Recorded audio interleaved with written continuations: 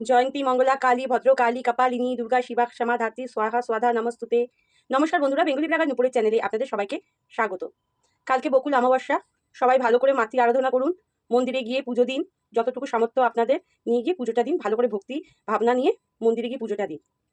এবার আসি, কালকে যেটা নিয়ে আলোচনার বিষয় হচ্ছে যে মঙ্গলা মায়ের মন্দিরে নাকি পেট আত্মা ঢোকানো হবে। মঙ্গলা মা শ্মশানে বসে আরাধনা করে পেট আত্মা ঢোকাবে। কে বলছেন? ভরে পড়া ভণ্ড শ্যামা বলছে, নাম ধরেই বলছি, শ্যামা বলছে। তো শ্যামার ঘরটা দেখেছেন? মুখ দিয়ে কেমন ব্রিক, মানে একদম পুরো কেমন ভয়ানক আওয়াজটা করে, বুঝি ওরকম ভরে পড়লে বুঝি ওরকম গ গ গ গ শব্দ আসে আর চকম চকম করে ধুনো খায়। এটাকে আপনারা কি বলবেন? এটা ভণ্ডামি হচ্ছে না? আর মঙ্গলার মন্দিরে হচ্ছে পেট আত্মা ঢোকানো হবে, এতই সহজ পেট আত্মা ঢোকানো? হ্যাঁ, তার মন্দিরে কি পঞ্চমুণ্ডী আসন আছে? তার মন্দিরে যে পেট আত্মা ঢোকানো হবে আর আপনাদের সামনে ভরে যে চুল খুলে যে নাটকগুলো করা হচ্ছে সেগুলোকে আপনারা কি বলবেন? কি বলবেন? চুল খুলে মুখের বিকট আওয়াজ করে পাশে তার ভোন্দা বরটাকে নিয়ে বসে নাটক করা হচ্ছে, মানুষদের কি বোকা বানানো হচ্ছে? হ্যাঁ, বোকা বানানো হচ্ছে। দিনের পর দিন মঙ্গলাকে নিচু করার জন্য নানান রকম ভাবে কথা বলা হচ্ছে, তাবিজ দেয়, কবজ দেয়, তেল মালিশ করে দেয়, জল পড়া দেয়, তাই না? তার কত বড় ক্ষমতা, সে সিদ্ধ লাভ করে নিয়েছে মন্ত্রতে। যুগ যুগ ধরে সাধু সন্ন্যাসীরা তপস্যা করছে, কত সাধনা করছে, যজ্ঞ করছে, তারা সিদ্ধ লাভ করতে পারলো না।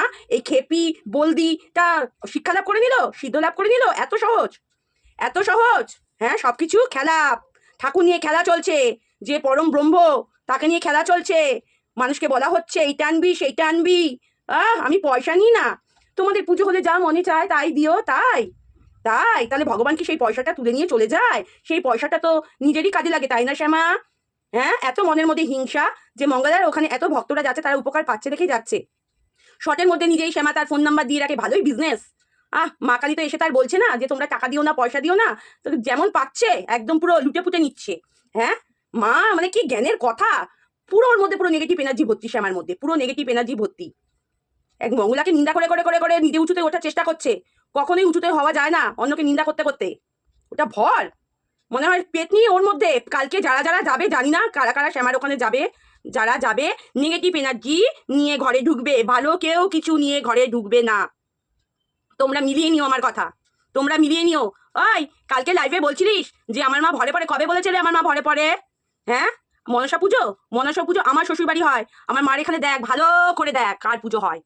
হ্যাঁ, দেখেছিস? ভালো করে দেখ কার পুজো হয়। বুঝেছিস? তোমার ভণ্ডামি, তোমার ভণ্ডামি চুষে নেবে একদম। তোমার নাটক, নাটকগিরি তোমার কাছে রাখো শ্যামা। অনেকভাবে সম্মান দিয়ে অনেকভাবে কথা বলা হয়েছে, তোমাকে বলি এক, তুমি বোঝো এরা, তাই না? অসভ্য, মানে যারা মঙ্গলের নামে বাজে বাজে কথা বলছে সেখানে গিয়ে কমেন্ট করছে, চুমু দিয়া যা, যা যা গিয়ে চুমু দিয়া, নয়তো গলা জড়া, যা যা। আর মঙ্গলাকে নিয়ে যারা ভালো ভিডিও করছে তাদের তুমি অভিশাপ দিচ্ছ, উল্টো পাল্টা কথা বলছো। হ্যাঁ, অসভ্য কোথাকার। ভালো করে মুখটা দেখে নে, বুঝেছিস? ভালো করে মুখটা দেখে নে, আমার বাপের বাড়ি কি পুজো হয়। দেখেছিস? তোর মতো আমরা ঠাকুরকে নিয়ে বিজনেস করতে বসিনি। ভালো করে দেখ, দেখেছিস? মা যেমন দয়াময়ী, মা তেমন তার বাচ্চারা যদি অন্যায় করে খড়গটাকে দিয়ে তার গলা কাটতেও দ্বিধাবোধ মনে হয় না। বুঝেছিস? তোর তোর ওই চুল নাচিয়ে ওই পেতনির মতো আওয়াজ করে ভিডিওগুলো কম কর। বুঝেছিস? মুখ দিয়ে অসভ্যতামি আওয়াজগুলো বের কম কর। ভালো করে দেখবি তোর ভিডিওগুলো। কেউ কারোর মতো হতে পারে না, যার যা শিক্ষা যোগ্যতা যা সে তেমন। সারাদিন মঙ্গলার পিছনে পড়ে রয়েছে, মঙ্গলার পিছনে পড়ে রয়েছে।